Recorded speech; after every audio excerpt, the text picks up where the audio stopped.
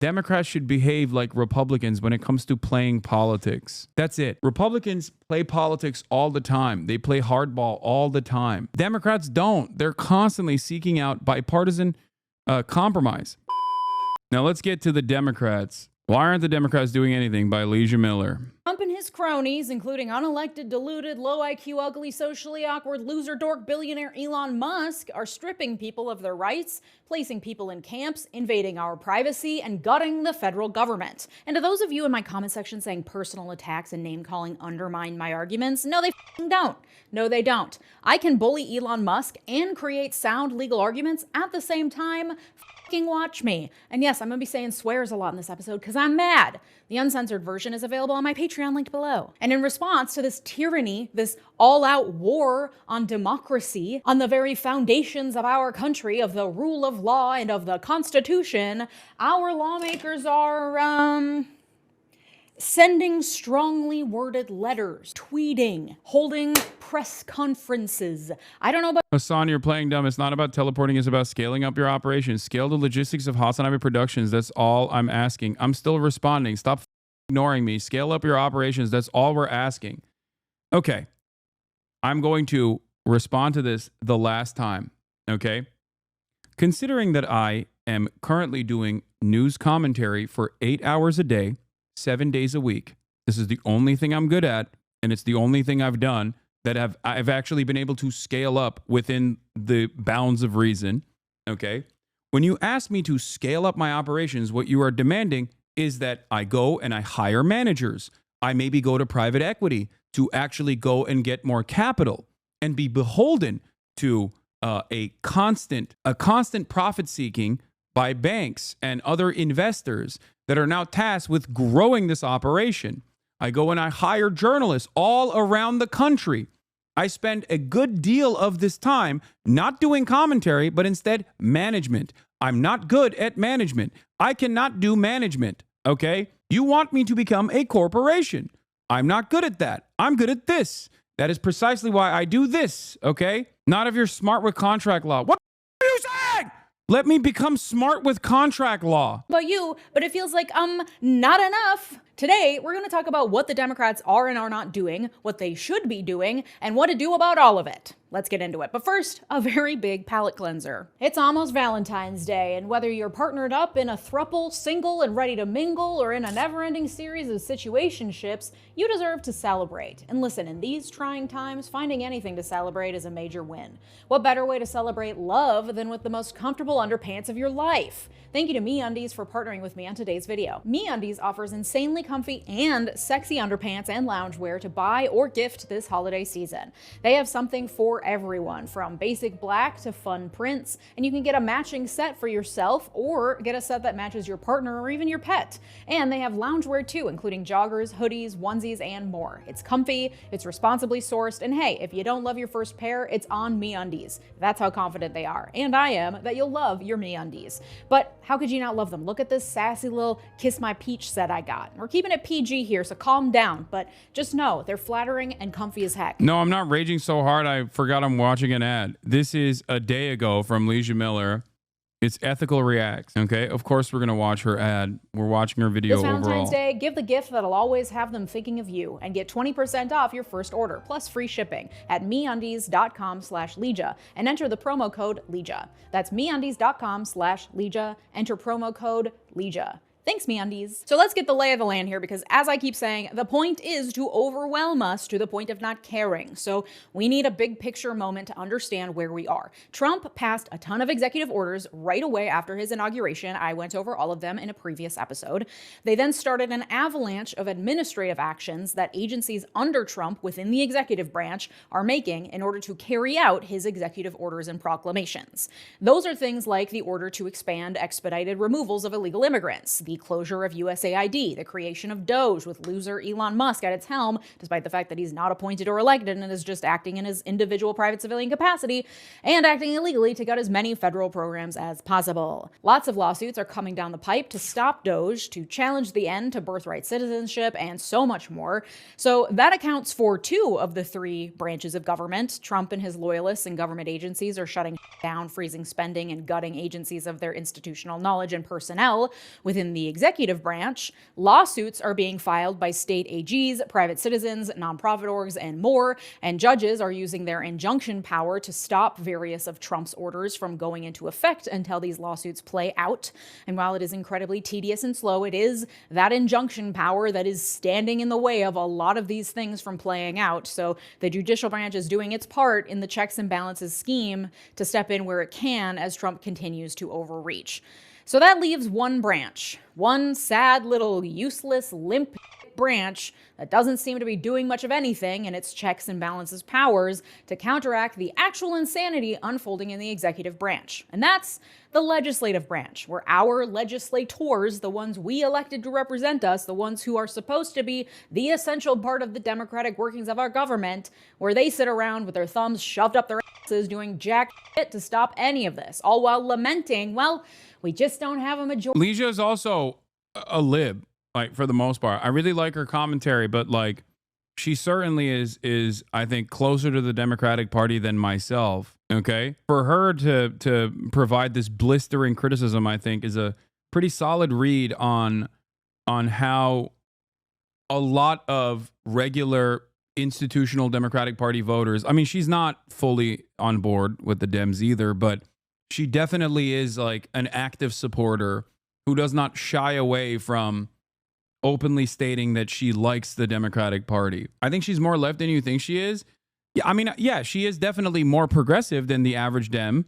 But having said that, I think she is overall. I think she's overall like, yeah, 100. Like Elizabeth Warren Dem is a good way to look at it. Yeah, but regardless, her commentary is solid always. Okay.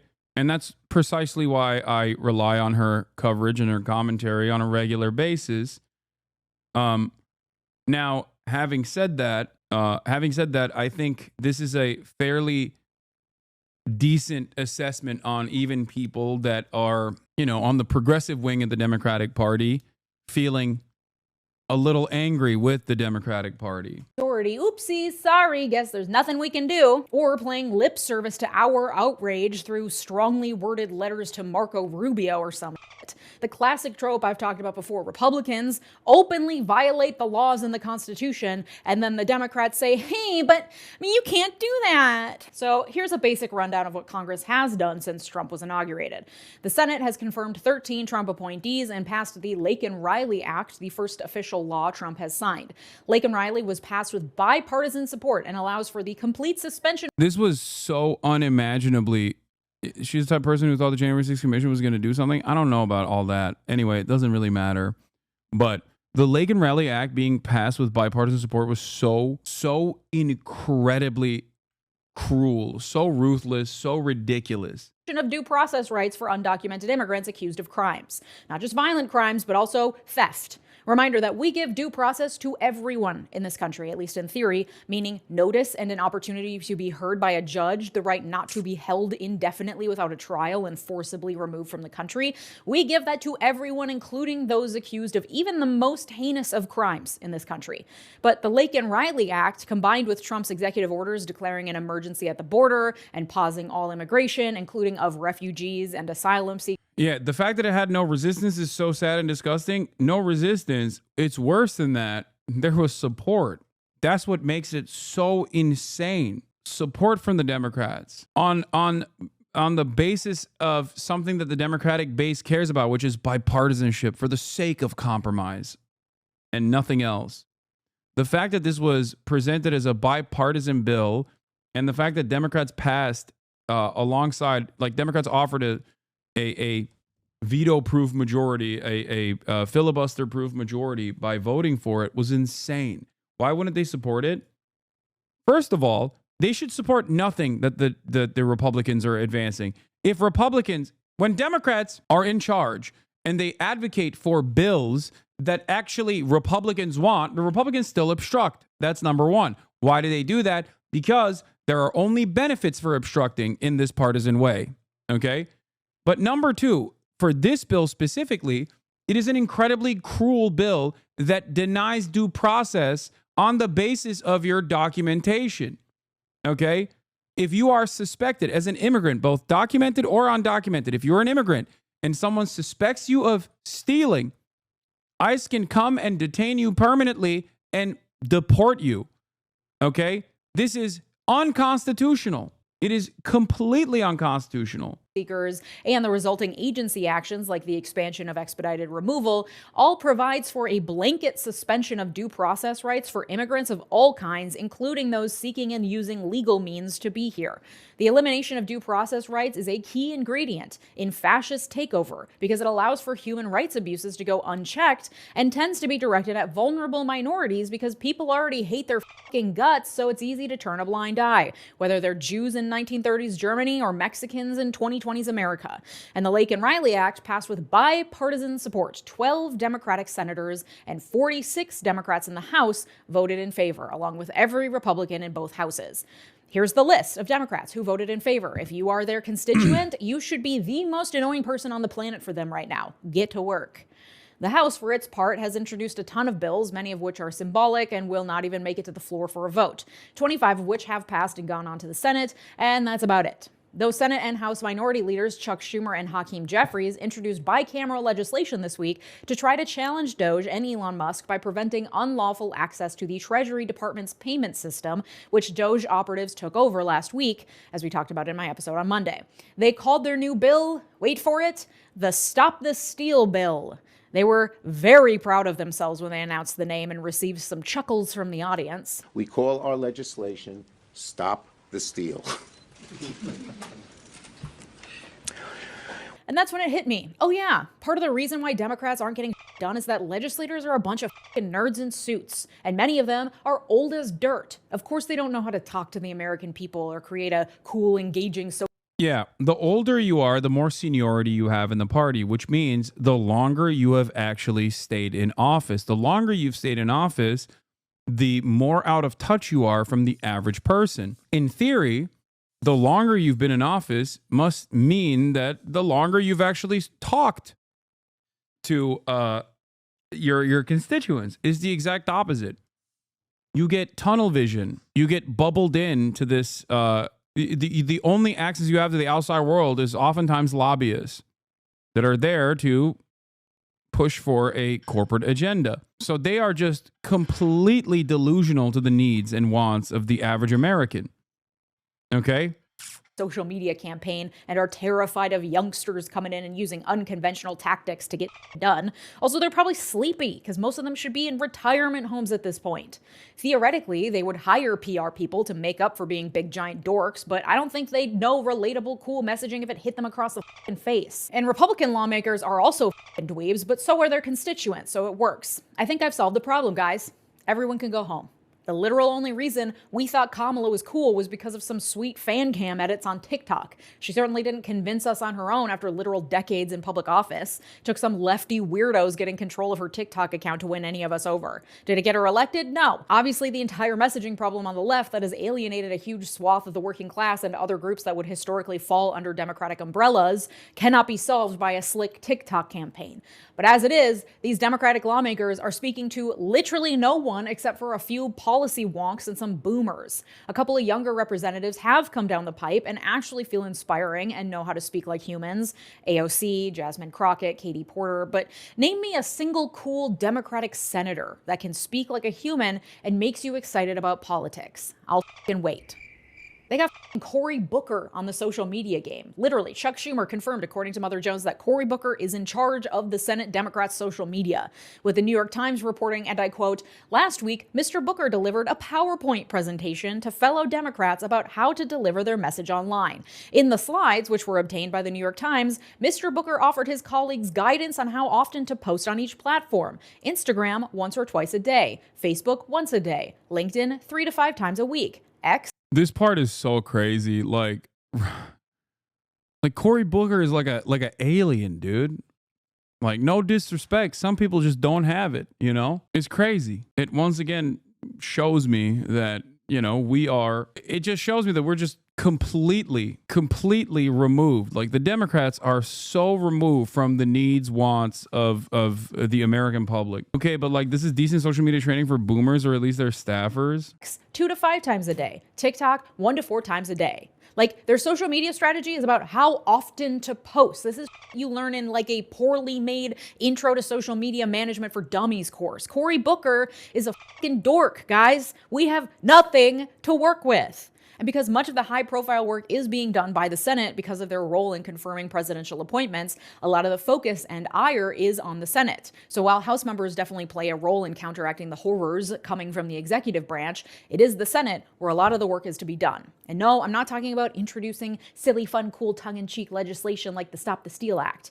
We all know that the bill is dead in the water. It's being done for show, and so that our legislators can point to something and say, see, we are fighting back. Meanwhile, we're all out here getting fucking annihilated by breaking news story after breaking news story of some new horrific thing Trump and his cronies are doing, while our lawmakers chuckle at sassy names for bills no one will read or pass. Get a grip! I think there's a time and a place for introducing snarky legislation. This is not one of them. This is not business as usual. This is not a simple, well, we'll get them again in 2 years. Yes, the midterms will be important, but we need to actually have a functioning fucking government to hold. You said the Democrats are marketers, but they're not even good. The Democrats are literally just marketers. They don't do actual work. They're always selling an idea. Yeah, but they're not even good marketers. They're marketing a product that no one wants. Elections in the first place. And they're not even doing a good job marketing said product. That's why they are unimaginably unpopular right now. Trump is causing damage at breakneck speed that will cause years of chaos and rebuilding. This is mission critical, all hands on deck shit, and our legislators are sitting on their hands, shrugging their shoulders, despite the fact that Trump is following the Project 2025 playbook word for word, line by line, the playbook they've had access to for a year and a half at least,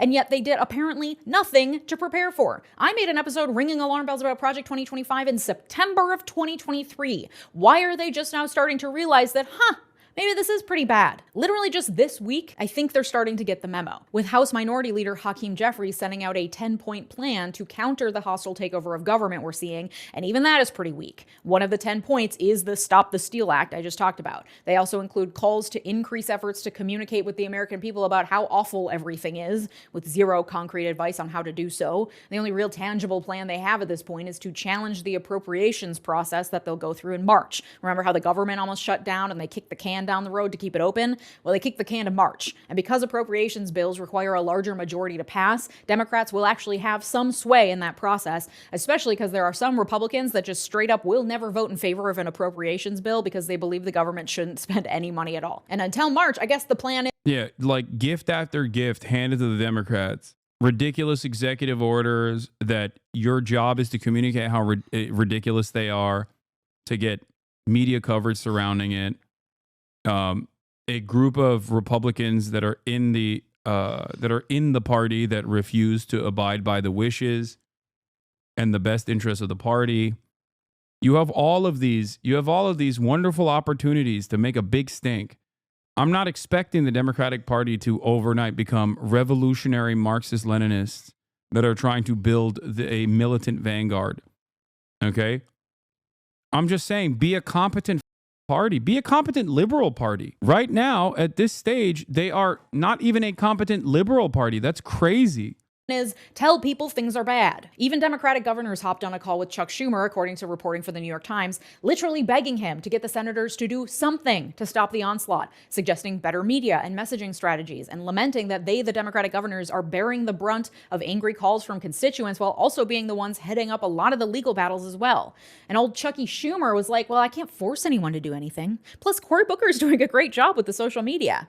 Pathetic. Okay, so that's the lay of the land. Executive branch, fuck it up. Judicial branch, the one string holding back the worst of the onslaught. Legislative branch, dog shit. The good news is that at least in theory, the legislative branch is the one most responsive to the people. That's us. And as much as the moneyed interests do control our elected officials, the one thing they fear, probably even more than losing money, is losing elections. And if you understand that their main and all-consuming goal, the thing that they think about with every vote and every public move they make, is re-election, you can start to understand how to leverage that as someone who votes on whether or not they get re-elected. But we can't apply pressure if we don't know what to pressure them to do. So what could Democrats, especially in the Senate, be doing? Well, we know it's not passing legislation. Their minority status and partisan gridlock means that's nearly impossible. I think the first step is obstructing every step of the way, even if it's like seemingly a good thing. Okay? Just obstruct, obstruct, obstruct. Gumming up the appropriations process in March is also something they should definitely be planning for. They absolutely should be hiring better social media managers and talking more publicly about how awful things are. But the real way for Democrats to fight back, to get down and dirty and make the day-to-day passing of bills and Republican tomfoolery slower and more painful, is by wielding the bureaucratic, mundane, day-to-day processes of Senate sessions. 100%. What the organization Indivisible calls procedural hardball. A lot of what I'm about 100%.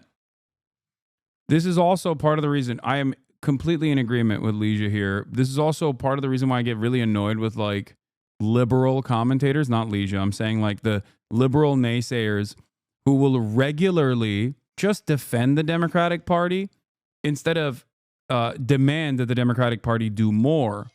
Okay? Liberals who are tasked with defending the Democratic Party are always playing catch up.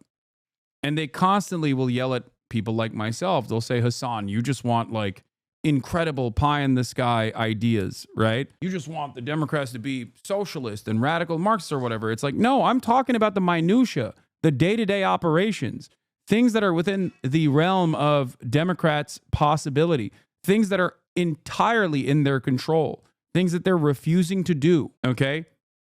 That's the difference. I understand process.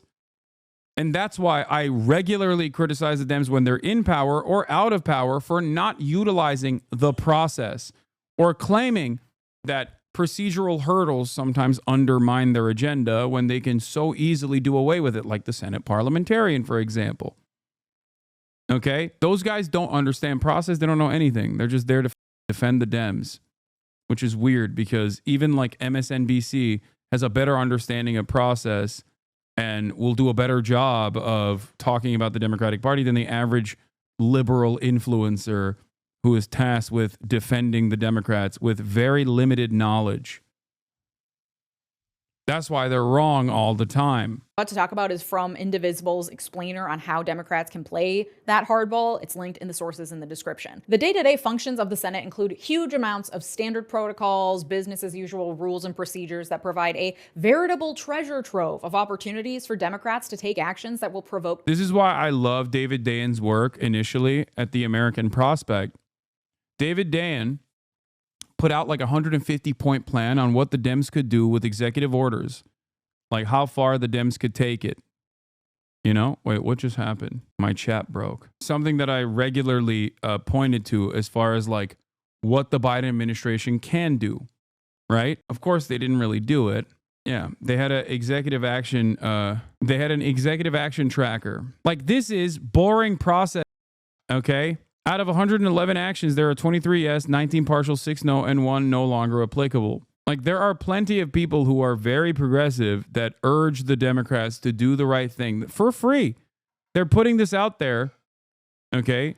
They're putting this out there for free. If the Dems would follow through on any number of these different suggestions, they would be infinitely more popular.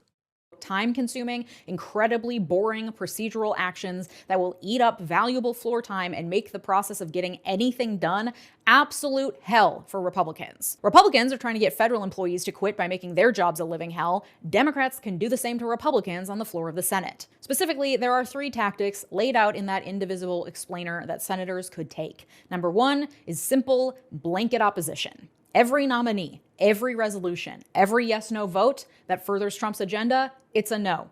Even if the nominee seems like a reasonable Republican, they are still being put in place as a Trump loyalist. It's a no. Democrats have been voting yes on certain nominees, and there needs to be consensus among the entire Democratic caucus that it's a no vote every single time. Taking this a step further, there are ways for Democrats in their individual committee roles to muck up the process further. Democratic Senator Brian Schatz of Hawaii is doing just that. He's on the Foreign Relations Committee, and in response to the shuttering of USAID, he's placed a blanket hold on all of Trump's State Department nominees. Marco Rubio has... Repeating exactly what you said? Yes, because she's correct, and so am I. And this is... You know what this video is? It's 22 minutes of Leeja saying... Democrats should behave like Republicans when it comes to playing politics. Okay? That's it. That is the message that I have had as well. Republicans play politics all the time. They play hardball all the time. They do it very successfully. Okay. Democrats don't. They're constantly seeking out bipartisan compromise for no reason other than the concept of bipartisan compromise being a virtue in and of itself. That's it. There are no tangible policy goals attached to it. They just simply do compromise for the sake of compromise alone. It is ridiculous. Has already been confirmed as Secretary of State, but every official below him, from his deputy to major ambassadorships, have not yet been confirmed. By placing a blanket hold, Schatz isn't completely blocking the confirmation process, but it requires Republicans to jump through a number of additional procedural hoops and waste valuable floor time to get any new person confirmed. It slows down the process. And that valuable additional time gives all of us a chance to breathe and a chance to respond and react to each new thing instead of it being a constant onslaught. Blanket opposition, combined with tactics like blanket holds, will show a united front within the Democratic caucus and will help to slow Republican actions even if they can't stop them completely.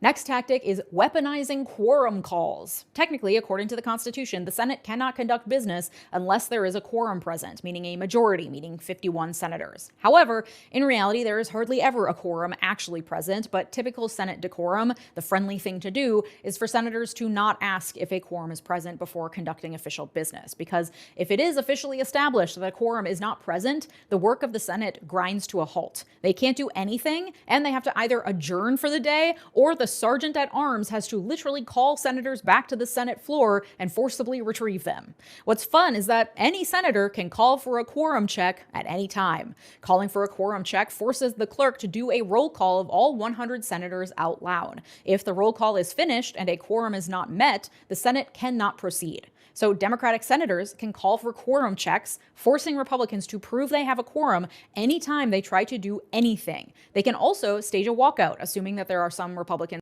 How can you stop Elon? Okay. There are a number of different committees that Democrats sit on. They can use those committees to open up investigations into Elon Musk. Republicans have done this for infinitely sillier shit. Republicans literally did this to basically beef up the lie that Hunter Biden, for example, was somehow connected to Joe Biden, and the entire Biden crime family was doing crimes. This was a falsehood. They knew it was a falsehood, which is precisely the reason why they didn't do open door meetings. They did closed door meetings instead. And then they would leak details to Fox News with the hopes of lying to the public even further. Okay. And under other circumstances, they also actively undermined Hillary Clinton with the Benghazi investigations. It was more costly and more time consuming than the 9/11 Commission. Okay. That's how much they actually spent time on Benghazi, making it seem as though Hillary Clinton deliberately murdered like 7 fucking or whatever in Benghazi, if you remember. Kevin McCarthy famously took credit for ruining Hillary Clinton's credibility by keeping her preoccupied with the Benghazi meetings. Okay? Like, he openly said it. It wasn't a lie. This is a real thing that they admitted. Benghazi was a valid investigation that was weaponized against Hillary Clinton and the Democratic Party.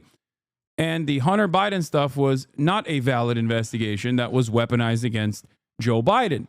Okay, I'm giving you 2 different examples. One is a real thing, okay, and understandably investigated, even though the degree to that investigation is obviously political. The other is a ridiculous investigation that was built around a falsehood, okay? Democrats could do both if they chose to do so. Democrats could at least do valid investigations into the likes of Elon Musk, for example. Go after Jared Kushner's business dealings. Those are valid investigations. Those are worthy investigations because there's violations there. Okay? That's it. Not present, which usually some aren't, meaning that there would not be a quorum present if all Democrats leave the Senate floor. But even if technically there is a quorum present, they can still call for a check at any time to gum up the process. This will be incredibly boring. It will make Republicans' jobs really boring and bad. It'll be so annoying, and it'll go against decorum and protocol, and that's the point. And then the final tactic is blocking unanimous consent. Unanimous consent is used to skip over procedural requirements involved in things like setting dates, moving things on the schedule. Pretty much nothing can happen in the Senate unless there are no objections. But by saying unanimous consent, they're assuming there are no objections and they just kind of jump over that. Senators request unanimous consent for things to happen, and usually there's no objection and things move forward swiftly. I imagine you can see where this is going. Senators can object. Refusing to work with bolster Republicans and make them look like the good guys, that's so silly. You're so wrong. Walk out on quorum calls, the stupidest idea I've ever heard, respectfully. Yeah, we have to keep working with the Republicans because then they'll look like a bad guy. What are you saying? When have Republicans ever worked with the Democrats? They don't. The people are begging the Democrats to actually fight back against the Republicans. Even if what you're saying was completely unpopular, it would still be the right thing to do. But luckily, it's also not unpopular. It's a popular thing to do. Partisanship is the name of the game. Yeah, working with them on every single literal issue has been so fruitful so far. That's why their popularity is historically low.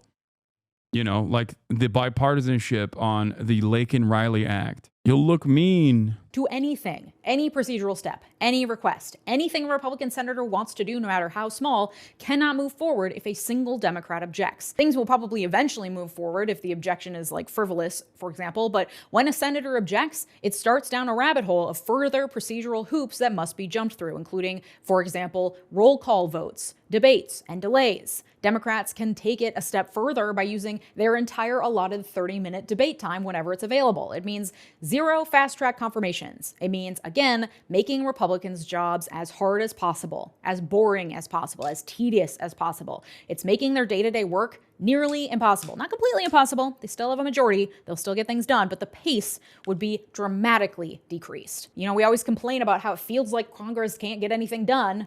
Might as well make that fact work in our favor. Often, blocking unanimous consent and requiring quorum calls can go hand in hand. Typically, because senators need time to have informal discussions, negotiations, take time to figure things out, they will pause work on the floor of the Senate by... Like, the saddest part about this isn't even, like, this is below bare minimum.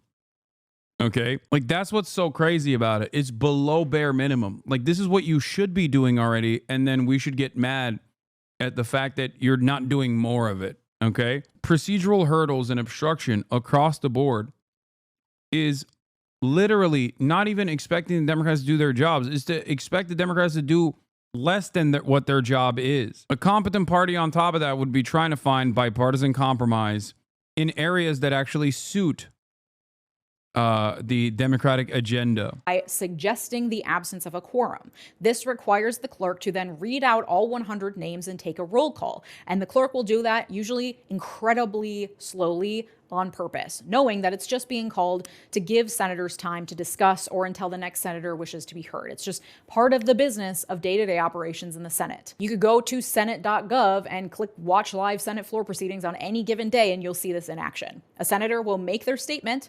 Yeah, here, look. Hakeem Jeffries met privately with Silicon Valley donors in a bid to mend the fences from Politico. Here's a remarkable quote that really gets to the heart of what mending the fences means in this context. There's a significant fear that these tech folks who have been with us for a long time will say, we're going with the other guy, said Alex Hoffman, a Democratic donor advisor who works with donors across the country but did not attend the event. These donors are also pissed, watching former and current colleagues have unlimited unchecked power and getting richer off of this, and they're not. They're going back to their Silicon Valley boosters and saying, oh, please don't leave us to get the unlimited unchecked power from the Republican side. We will give that to you once we are back in office. This is the exact opposite of what the Democrats should be doing. We're completely hostage to the whims of capital. It is crazy. By the way, if you're wondering why they don't routinely shit on billionaires and become like a true populist, left populist party, that's the reason. Democrats could so easily turn around and behave at least like social democrats, right? I'm not expecting revolutionary Marxist principles out of nowhere. Okay? Just simply like a competent social democratic party that cares about expanding the existing welfare state and protecting areas that the Republicans are attacking, that will use left populism as a message. Okay? Ironically enough, people are sometimes confused when I say stuff like this. They're confused and think I am also a social democrat. I always maintain the position that I am perfectly comfortable and happy with social democracy in the interim, given how devastating American capitalism looks like, and given how limited the American left actually is in this country, where people have an inherently reactionary attitude towards any sort of socialist initiative. It's the Bernie method. If you listen to Bernie Sanders, while he simultaneously says that he is a democratic socialist or a socialist or an anti-capitalist, his advocacy revolves around social democratic principles for the most part. The reason for that is because he is trying to do as much harm reduction as he possibly can. And even then, he is treated like a radical. It's normal. The clerk will start calling names, but then when the next senator stands up and is ready to speak, they will request unanimous consent to end the quorum call. It will be granted, the senator will speak, and then they'll suggest the absence of a quorum again, and the clerk will once again start very slowly reading off the names. Anytime that unanimous consent is requested so a senator can speak, any Democrat can object, requiring a full roll call vote on whether or not to move forward. So they'd object to the senator asking for an end to the quorum call, triggering a full vote tally on whether or not to end the quorum call, which would require listing off every senator and taking their vote. And then if it's not unanimous, there could be a debate that follows. It could eventually lead to allowing the quorum call to finish, showing an absence of a quorum, grinding Senate work to a halt. Like, it would be so stupid and so boring. And they can just do that over and over and over. Anytime any Republican asks for anything to be done with unanimous consent. Again, things will eventually get done, but it will be so much slower and it will be so painful and so boring. The name of the game is block, delay, obstruct. The reason Democratic senators aren't already doing this, because you know that they could be, is the same reason why you wouldn't want to do it either. It's boring as It's also embarrassing because it goes against decorum and, the way we do things. So they'd have to make themselves look a little ridiculous by standing up and objecting to things no one ever objects to and that are actually pretty absurd to be objecting to in the first place. That's the point. Democrats always try to take the high road, to stick to the way things are, the rules and regulations, because they think it makes them seem more legitimate, more credible, because they're following the rules. That's not Surely the Dems are doomed to terminal decline. Isn't that a good thing? I mean, this is something that I talked to Michael from Pennsylvania, Central_Committee, in the lead up to the election. He has a more positive outlook on this process. I do not. I just don't think that when the Democrats perish, that there will be a Labor Party that is born out of the ashes.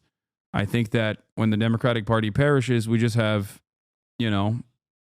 fascism, which is what's going on right now. It's not the protocol right now, though. It's time to play dirty, and this is the best way to do it. The trick is to make sure that these senators are also communicating why they are doing it, so people don't look and see them gumming up processes and making a mess in the Senate and think, wow, what is wrong with this person? They aren't doing their job. Democratic messaging has to be, we are doing our job to protect this country from the complete takeover of fascist rule. This is how we do it without a majority or any power. We are slowing the process down for you. That needs to be the message. Okay, so we're blocking, we're delaying, we're obstructing. But how do we, as individual private citizens, use our voice to push the legislative branch, the one that's supposed to be answerable to us, to do what we want it to do?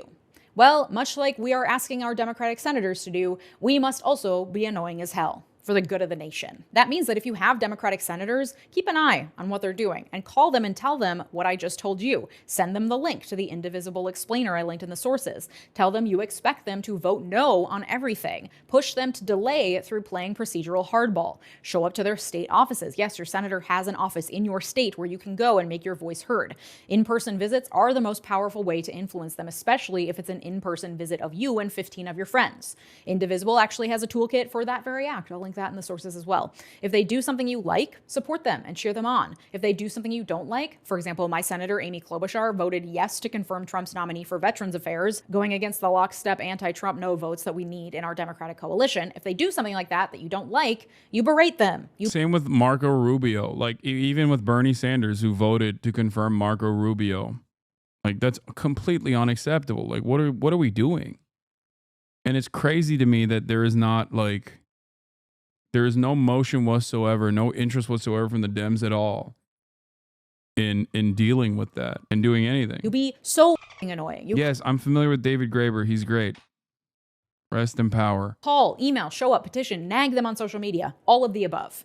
And at the state and local level, you can also berate your elected officials to make sure that they're fighting against every MAGA move coming from the feds and implementing policies that will counteract the worst of it, like sanctuary policies and others that protect vulnerable communities. In fact, Indivisible has a whole guide with different directives depending on if your elected officials are Democrats or Republicans and what you can do to influence them. I will also link that in the sources. This isn't sponsored by Indivisible. They just have a lot of really helpful resources that I really leaned on for this episode. If the name of the game for Democrats is block, delay, obstruct, the name of the game for all of us, their constituents, is pressure, complain, annoy. For the good of our nation, we must all become the most annoying people on the face of the earth. It's time for you to rise to the challenge of being annoying as hell. And you can join me over on my Patreon community, where I just launched the Why America Co-Learning Lab, a learning community having discussions and making connections, along with a monthly syllabus curated by me. All year we'll be covering topics under the umbrella theme of Eat the Rich, building solidarity in the new Gilded Age. February's topic is all about how to build a movement even when you're feeling overwhelmed as hell. This is all hosted over on Patreon, which is linked down below. If you're interested, please join us, patreon.com/Leeja Miller. Thank you to my multi-platinum patrons, Sarah Shelby, Art, David, RH. All right. Now we're going to move on to at least one aspect of the government that is resisting to a certain degree, the courts. President Trump's federal buyout plan has been delayed by the judge.